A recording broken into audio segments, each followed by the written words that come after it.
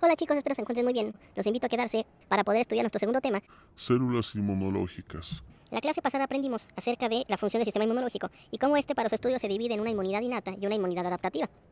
Es momento de que nosotros estudiemos cuáles son las células que componen a estos tipos de inmunidades. Hablamos de las estrellas, los leucocitos. Según lo que aprendimos en histología el año pasado, los leucocitos se pueden dividir en tres grandes grupos. Los granulocitos, que como su nombre lo dice, en su citosol contienen gránulos que a su vez poseen proteínas que pueden inducir la inflamación, que es el primer paso de la respuesta inmunológica, o proteínas microvicidas, que le hacen muy difícil la vida a los microorganismos invasores. Tenemos el caso de los mastocitos, basófilos, eosinófilos y neutrófilos formando esta familia. Posteriormente tenemos el grupo de los fagocitos, estas células que se especializan en comer a cualquier cosa que consideren extraña para después destruirla mediante el uso de radicales libres, en un proceso conocido como el estallido respiratorio. Hay que recordar que la principal estrella de los fagocitos es el macrófago, pero también tenemos el caso de las DC, las células dendríticas, y el neutrófilo. El neutrófilo pertenece a los dos mundos, tiene gránulos en su citosol, pero también tiene capacidad fagocítica. Y por último, los linfocitos. En los linfocitos clásicos que ubicamos desde la prepa, linfocito T, linfocito B, y los que iremos aprendiendo conforme avance este curso, el natural killer, los ILCE. Vamos a verlos en unos momentos. Arrancamos entonces con el primero de estos grupos. Vamos a iniciar con fagocitos. Y comenzaremos con el neutrófilo. El neutrófilo, o conocido en la clínica también como el polimorfo nuclear, porque recordarás que en histología te enseñaron que su forma caprichosa del núcleo multilobulada le da este nombre, es el leucocito más abundante de la sangre, alcanzando hasta el 70% del total. Como son los leucocitos más abundantes, suelen ser los primeros en llegar a la zona dañada, a la zona donde ha ingresado el agente extraño. Son los número uno, los más rápidos. Cuando nosotros tenemos una muestra de un tejido en donde se observan gran cantidad de neutrófilos, podemos deducir que estamos ante un evento de inflamación aguda, porque el neutrófilo no tiene un tiempo de vida muy largo, durará uno o 2 días actuando. No es como el macrófago, que puede durar más tiempo, o los linfocitos T. Cuando en una muestra de tejido observamos macrófagos o linfocitos T en vez de neutrófilos, podemos comenzar a sospechar que ya se ha convertido en un evento de inflamación crónica. No te pierdas inflamación, es un tema que veremos después. Cada uno de estos leucocitos se origina en la médula ósea. Para su diferenciación serán claves diferentes citocinas. Si te acuerdas de la clase pasada, dijimos que las citocinas eran proteínas. En este caso, cada una de las familias de los leucocitos necesita su propia citocina para poder diferenciarse completamente. En el caso del neutrófilo, utiliza el GCSF. ¿Qué significa CSF? Significa factor estimulante de colonias, que quizás es un nombre que se te hace familiar porque ya lo habías revisado en histología y en embriología el año pasado. Como es complicado tener que estar nombrando estas citocinas como CSF, porque se llaman todas igual, mejor te recomiendo aprenderte la primera letra, en este caso la G. La citocina clave para la diferenciación de neutrófilo es la G. G es por granulocito, factor estimulante de colonias de granulocitos. Hablando de esos gránulos, los más importantes que tenemos que estudiar son los gránulos específicos y los gránulos azurófilos del neutrófilo. Los gránulos específicos contienen enzimas digestivas, hablamos de colagenasa, elastasa, gelatinasa, enzimas que le permiten al neutrófilo cortar la matriz extracelular para lograr avanzar hacia la zona de daño. En el caso de la lisozima, que también se encuentra en estos gránulos, esta enzima es muy útil porque es capaz de cortar la malla de peptidoglucano. No te pierdas microbiología. Vas a aprender que las bacterias, sobre todo las gram positivas, están cubiertas por este peptidoglucano. Es muy duro, pero en presencia de lisozima se puede disolver. Sin la malla de peptidoglucano, la bacteria no puede regular su osmolaridad y muere por lisis osmótica. También tenemos a la proteína lactoferrina, que se especializa en secuestrar metales, se roba el hierro, para evitar que las bacterias puedan acceder a él. Recuerda que en bioquímica aprendiste que los metales son muy importantes para el metabolismo, no solamente para las enzimas, sino para la misma cadena respiratoria, que usa metales para bombear protones. Si la lactoferrina se roba los metales, pues la bacteria se las va a ver muy difícil para generar ATP. En cuanto a los gránulos azurófilos, estos son realmente lisosomas. Hablaremos del papel crucial de los lisosomas en la fagocitosis, no te pierdas cuando lleguemos a ese tema. Dentro de ellos observamos defensinas y catelicidinas. Estos péptidos, imagínalos como si fueran balas, perforan la membrana de las bacterias, haciendo más fácil que mueran por lisis osmótica. Además, en los gránulos acirófilos observamos la presencia de la enzima MIPO, o mejor conocida como mieloperoxidasa. Sé que te suena el nombre porque lo estudiaste el año pasado en bioquímica. La mieloperoxidasa es una enzima muy agresiva, capaz de generar radicales de cloro, que matan a las bacterias. No por nada se utiliza el cloro como desinfectante. Posteriormente, pasamos al sistema fagocítico mononuclear, antes conocido por los antiguos como el sistema reticuloendotelial, pero ya nadie le dice así. Aquí tenemos a dos principales integrantes, al monocito y al macrófago. El monocito es la forma circulante, la encontramos flotando en sangre, corresponde al 10% del total de los leucocitos. Pero cuando un monocito llega a un tejido, puede diferenciarse y transformarse en un macrófago. Es la forma residente. Inclusive aprendiste en histología seguramente que los macrófagos pueden nombrarse dependiendo del tejido en donde se encuentren. Te doy un momento para que lo recuerdes. ¿Puedes darme algunos ejemplos de macrófagos residentes que aprendiste el año pasado? Tómate tu tiempo. Muy bien. las células de Kupfer en el hígado, Hofbauer en la placenta, los macrófagos sinusoidales del vaso, las células del polvo o macrófagos alveolares en los pulmones, el osteoclasto en el hueso y la microglia en el sistema nervioso central. Estos monocitos se originan en la médula ósea y la citosina clave para su diferenciación es la M, el factor estimulante de colonias M. Solo que a diferencia de los neutrófilos, el macrófago conserva su capacidad para proliferar. El neutrófilo se ha diferenciado completamente y ya no puede hacerlo, se encuentra en G0. Pero el macrófago, aunque se encuentra en la zona inflamatoria, puede seguir generando más macrófagos. Inclusive son muy buenos para trabajar en equipo.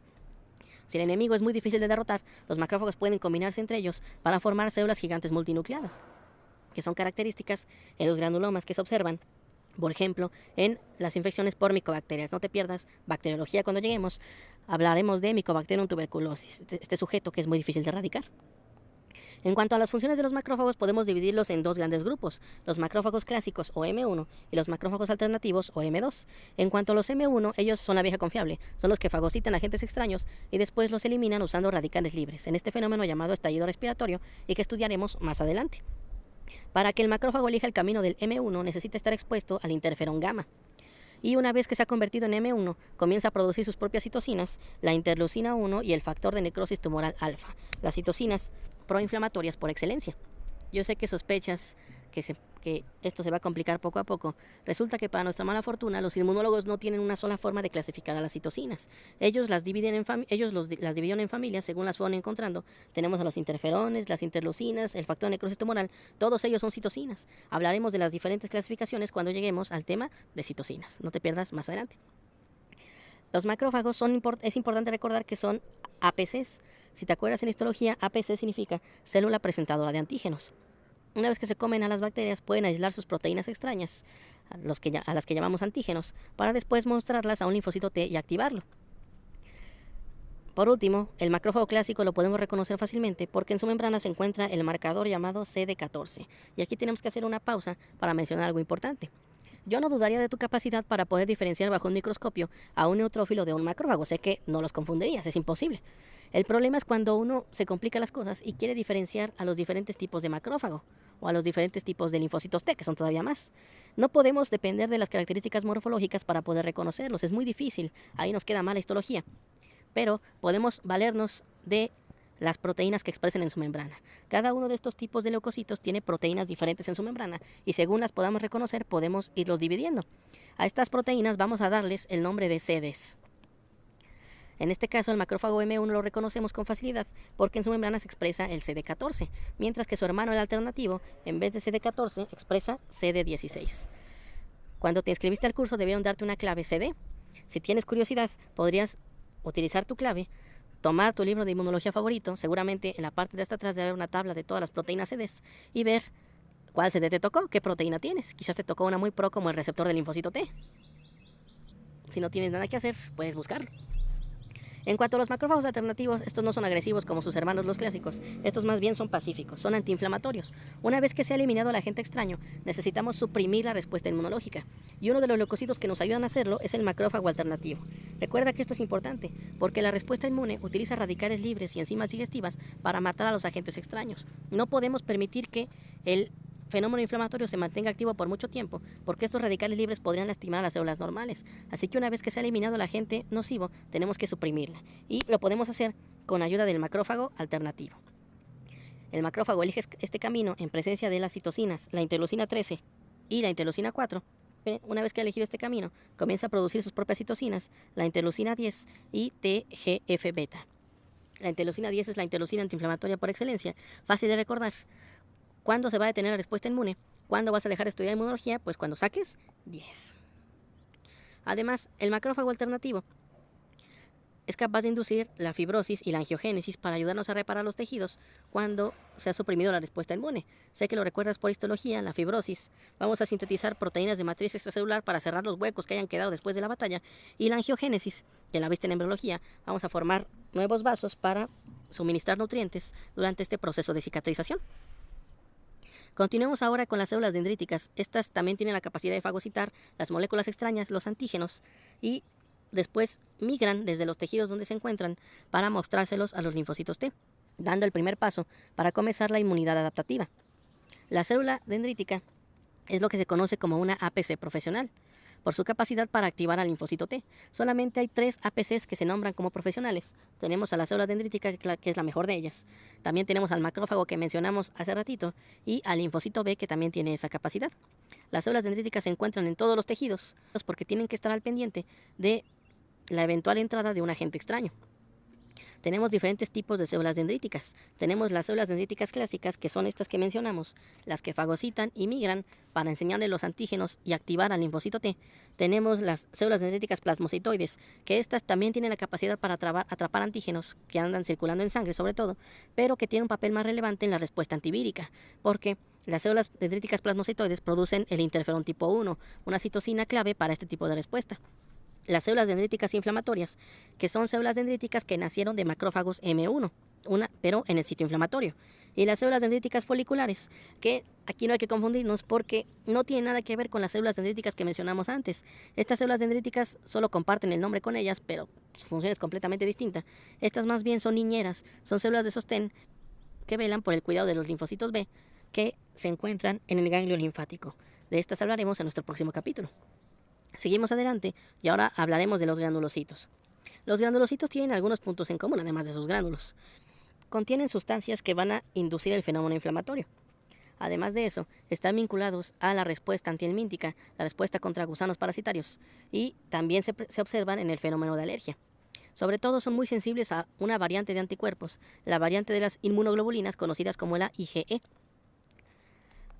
Iniciamos con el mastocito. Los mastocitos no son leucocitos circulantes, los observamos en mucosas y epitelios. Estos mastocitos o células cebadas siempre están al pendiente, porque en cuanto detectan que ha ingresado un agente extraño, sueltan sus gránulos, los cuales son ricos en histamina. Lo recordarás por bioquímica. La histamina es un derivado de la histidina, que tiene la capacidad para inducir el fenómeno inflamatorio. La histamina favorece la vasodilatación en presencia de este derivado de los aminoácidos. Los vasos sanguíneos se abren para incrementar el flujo de sangre y que lleguen leucocitos a la zona donde ha ingresado el microorganismo. Incrementan la permeabilidad vascular, es decir, favorecen la separación entre las células endoteliales para que se abran pequeños huecos a través de los cuales puedan pasar los leucocitos desde la sangre hacia el tejido que ha sido invadido. Lo malo de la histamina, te acordarás, es que causa broncoconstricción, lo que le da problemas a los asmáticos. Vamos a aprender, no te pierdas inmunología tercer bloque, que hay pacientes cuyos mastocitos son muy sensibles y ante cualquier agente, sin importar que sea infeccioso o no, empiezan a soltar su histamina, provocando que se les cierre la vía aérea. Dentro de los gránulos del mastocito también observamos los eicosanoides, que sé que también lo recuerdas por bioquímica. ¿Puedes nombrar a los 3 principales eicosanoides? ¿Los recuerdas? Seguramente sí. Hablamos de las prostaglandinas, los leucotrienos y los tromboxanos, que tienen la capacidad para inducir la inflamación. Y te acordarás, las prostaglandinas también están vinculadas con el dolor.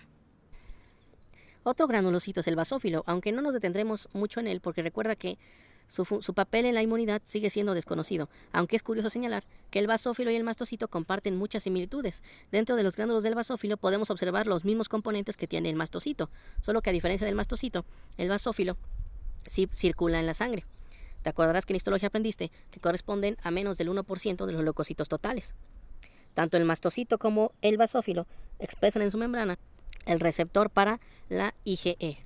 Si detectan la presencia de este anticuerpo en la sangre, comienzan a soltar sus gránulos. Si hablamos del eosinófilo, este es un sujeto muy rudo. Corresponde hasta al 3% de los leucocitos circulantes. Este sujeto es el principal protagonista de la respuesta antihelmíntica. Los gusanos parasitarios son masivos, son enormes para los leucocitos. Los macrófagos no se los pueden comer. Así que la única forma de derrotarlos es enviando al eosinófilo. El eosinófilo le dice, tú no me das miedo, yo puedo contigo y con más. Te van a faltar escolex para ganarme. Y esto es porque los gránulos del eosinófilo, a diferencia de sus hermanitos de hace rato, observamos péptidos antiparasitarios, como el SP, el EPO y el EDN, que funcionan. El EDN es una neurotoxina que paraliza el sistema nervioso del gusano, dejándolo a la deriva sin poder hacer nada. La EPO, que es una enzima productora de radicales libres para lesionar al parásito. Y también tenemos proteínas que van a inducir la inflamación, como la proteína básica mayor, MVP, del eosinófilo. Como sus demás hermanos, no es sorpresa que el eosinófilo se origine en la médula ósea, y la citosina clave para su diferenciación va a ser la GM, el factor estimulante de colonias, GM. Se puede medir la concentración de eosinófilos circulantes, y si llega a sobrepasar las 500 unidades por microlitro, hablamos de una condición conocida como eosinofilia. El exceso de eosinófilos en sangre es de utilidad porque si lo razonamos un poco, un incremento de los eosinófilos circulantes podría estarnos avisando de que estamos lidiando con una infección por gusanos parasitarios. O quizás el paciente está presentando un fenómeno de alergia. Los eosinófilos elevados pueden indicar cualquiera de esas dos. Y ya llegamos con los linfocitos. Hablaremos ahora del linfocito T. Los linfocitos T pueden representar hasta el 40% de los leucocitos circulantes. También se originan en médula ósea, pero de médula ósea migran para poder alcanzar su madurez en el timo. Por esa razón se les puso linfocitos T, T de timo. Es importante señalar que los linfocitos T son muy dependientes de la presencia de interleucina 7 en su medio para sobrevivir. Si no tienen interleucina 7, ellos se ponen tristes y se mueren. Esta citocina es clave para su supervivencia. Como lo señalamos con anterioridad, los diferentes tipos de linfocitos T, para poder diferenciarlos, necesitamos identificar los marcadores que expresan en su superficie. Según estos marcadores, podemos dividir a los linfocitos T en dos grandes grupos principales. Hablamos de los linfocitos T con el marcador CD4 y los linfocitos T con el marcador CD8. Los CD4 a su vez se dividen en los linfocitos T helpers o linfocitos T cooperadores y los linfocitos T reguladores. Los helpers vamos a subdividirlos en helper 1, helper 2 y helper 17. Cada uno de estos cooperadores tiene la capacidad de coordinar un tipo de respuesta inmunológica. El linfocito T helper 1 se especializa en coordinar la respuesta contra microorganismos intracelulares como virus o bacterias intracelulares. El helper 2 es la pieza clave en la respuesta contra gusanos parasitarios y el linfocito helper 17 coordina la respuesta contra microorganismos extracelulares como hongos y bacterias. Si lo razonamos un poquito más allá, estos linfocitos T tienen la capacidad de coordinar diferentes tipos de respuesta, lo que significa que van a trabajar con los otros leucocitos que revisamos con anterioridad. El helper 1 va a trabajar con leucocitos especializados en matar células infectadas por virus. El helper 2 va a trabajar con el eosinófilo, que es el que combate a los parásitos. El helper 17 va a potenciar sobre todo la función de los neutrófilos y los macrófagos para matar y para fagocitar a las bacterias y los hongos. No te pierdas el segundo bloque, descubriremos cómo se activan cada una de estas respuestas. Los linfocitos T reguladores son los linfocitos especializados en suprimir la respuesta inmunológica, cuando ya no sea necesaria porque se ha derrotado al agente infeccioso. Estos linfocitos T reguladores, como lo estarás adivinando, deben trabajar de forma estrecha con los macrófagos M2, que también son antiinflamatorios. También están relacionados con la citocina antiinflamatoria por excelencia y que mencionamos hace ratito, la interleucina 10. En cuanto a los linfocitos CD8, estos solamente tienen un tipo, los CTL, o mejor conocidos como los tóxicos. El linfocito citotóxico se especializa en destruir a cualquier célula que esté infectada por un virus. Como los virus se encuentran dentro de las células y son inaccesibles para los leucocitos y para los anticuerpos que andan circulando por ahí, el tóxico necesita reconocer a las células que han sido infectadas y asesinarlas. Esto con el fin de que cuando la célula muera, el virus ya no sea capaz de seguirse duplicando. Los tóxicos también se la pasan censando a las células en búsqueda de aquellas que se han vuelto malignas. Como lo notarás, el CD8, el citotóxico, tiene funciones similares a las del natural killer. Trabajan en equipo. Todos los linfocitos T que se respeten expresan un receptor único en su membrana, conocido como el TCR, o receptor de célula T. Este TCR puede venir en dos variantes principales. Puede estar conformado por las subunidades alfa-beta o por las subunidades gamma-delta. Esto es importante porque los linfocitos T que expresan un receptor TCR con las variantes alfa-beta son linfocitos T con una elevada diversidad, lo que significa que estamos ante linfocitos con una enorme capacidad para reconocer diferentes tipos de agentes extraños. En cambio, los linfocitos que expresan el TCR gamma-delta son linfocitos que no tienen una diversidad muy grande, no reconocen tantos agentes infecciosos, y que están más bien vinculados a la inmunidad innata, no tanto a la adaptativa. Hablaremos de estos linfocitos que expresan el TCR gamma delta cuando lleguemos a segundo bloque. Hay otros tipos de linfocitos T que son menos comunes. Hablamos del linfocito T folicular. Este linfocito T folicular trabaja de forma estrecha con los linfocitos B y les ayudan a producir los anticuerpos. Hablaremos de este cuando lleguemos a segundo bloque. También tenemos al linfocito T natural killer, que no hay que confundir con el linfocito natural killer. El linfocito T natural killer tiene un papel en la activación y supresión de la respuesta inmunológica. Y también tenemos al MAIT, o también conocido como linfocito T invariante asociado a mucosas. Son linfocitos T que trabajan en el MALT. Si te acuerdas, en histología aprendiste que el MALT, o tejido linfoide asociado a mucosas, cuenta con sus propios linfocitos, en este caso los MAIT. En la biometría hemática también podemos medir la concentración de linfocitos circulantes. En este caso, si sobrepasan las 4.000 unidades por microlitro, consideramos que el paciente presenta linfocitosis. Un exceso de linfocitos en sangre nos está hablando de muchas posibilidades. Puede ser que el paciente esté entrando en un proceso de inflamación crónica, porque recordemos que el linfocito y el macrófago son las células dominantes en este tipo de inflamación. O quizás estamos ante un cuadro viral. En las infecciones virales, los linfocitos pueden comenzar a elevarse, sobre todo los que combaten infecciones virales, el caso del HELPER-1 y el citotóxico. O también puede indicarnos que estamos ante una enfermedad autoinmune, un exceso de la actividad de linfocitos contra tejidos propios del paciente. Otra distinción importante que tenemos que hacer es con respecto a qué es un linfocito virgen y qué es un linfocito efector. Un linfocito virgen es aquel que nunca ha tocado un antígeno. Los linfocitos vírgenes se originan en la médula ósea, van al timo a entrenarse, a madurar, y una vez que salen del timo se dirigen a los ganglios linfáticos, a muchos destinos, y se quedan esperando a que venga una célula presentadora de antígenos y les muestre un antígeno para que se puedan activar. Una vez que al linfocito virgen le enseñan un antígeno, se convierte en un linfocito T efector, es decir, que ya puede diferenciarse y cumplir un papel. En este caso, el linfocito T efector podría ser un helper, cualquiera de estos de aquí, o podría ser un regulador o un tóxico, todo dependiendo de el antígeno al cual se ha expuesto. Dentro de estos linfocitos T efectores, algunos de ellos se van a convertir en linfocitos T de memoria, que van a adquirir una vida mucho más larga y que van a sobrevivir después de enfrentarse al agente invasor. Van a quedarse siempre vigilando por si este vuelve a regresar para coordinar una respuesta que sea más potente. Son los que protagonizan el fenómeno de memoria inmunológica. Distinguir a un linfocito virgen de uno de memoria es imposible bajo el microscopio, así que una vez más volvemos a recurrir a los marcadores de superficie. Aunque no es tan exacto, es lo mejor que hay. Podemos valernos del marcador CD45Ra para reconocer al virgen. En cambio, el de memoria presenta en su membrana el CD45Ro. Para recordarlo con facilidad, mira, es Ra-Ro, seguir virgen a los 45. Estamos llegando casi al final de nuestra aventura del día de hoy. Llegamos con los linfocitos B. Los linfocitos B reciben esa denominación porque originalmente se aislaron en un órgano conocido como la bolsa de Fabricio, que es típico de las aves, pero que en humanos no existe. No vayas a pensar que es B de vaso o alguna cosa así, no vaya a ser ridículo. Los linfocitos B en humanos nacen en la médula ósea como los linfocitos T, solamente que ellos no migran al timo para entrenarse. Ellos maduran y sobreviven gracias a la presencia de la citosina BAF. Los linfocitos B, si entran en contacto con los antígenos, se convierten en células plasmáticas y comienzan a producir anticuerpos. Al igual que los linfocitos T, todo linfocito B que se respete en su membrana expresa su receptor, el llamado BCR, o mejor conocido como el receptor de célula B. Tenemos diferentes tipos de linfocitos B. Están los linfocitos B foliculares, los marginales y los B1.